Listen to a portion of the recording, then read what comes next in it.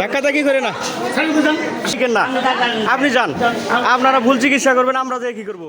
টাঙ্গাইলের ভুয়াপুরে হামের টিকার পরিবর্তে 1 মাস বয়সী শিশুকে দেয়া হয়েছে জলাতঙ্কের টিকা।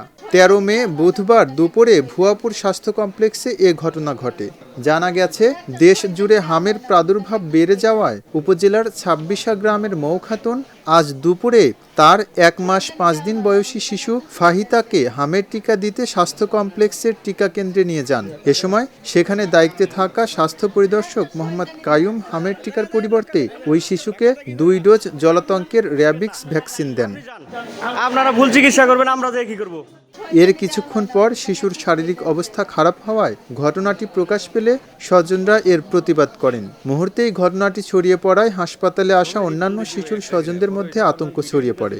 এ ঘটনায় বিক্ষুব্ধ স্বজনরা ভুল চিকিৎসার জন্য বিচার দাবি করেন।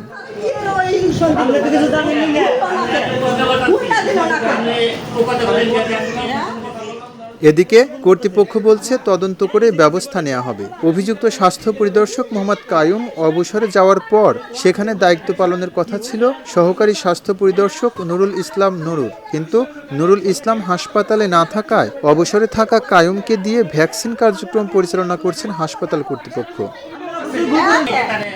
শিশুর পরিবার জানায়, এ ঘটনার প্রতিবাদ করলে খারাপ ব্যবহার করেন কাইয়ুম ও নুরুল ইসলাম।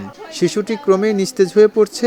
এ ঘটনায় স্বাস্থ্য কর্মকর্তার গাফিলতিকে দায়ী করে জড়িতদের দৃষ্টান্তমূলক শাস্তি দাবি করেছে শিশুটির পরিবার। এ বিষয়ে অভিযুক্ত স্বাস্থ্য পরিদর্শক মোহাম্মদ কাইয়ুম বলেন, ভুলবশত হামের টিকার পরিবর্তে জলাতঙ্কের টিকা দেয়া হয়েছে। এটা অনিচ্ছাকৃত ভুল। উপজেলা স্বাস্থ্য ও পরিবার পরিকল্পনা কর্মকর্তা ডাক্তার লুৎফর রহমান আজাদ বলেন, ঘটনাটি অনাকাঙ্ক্ষিত।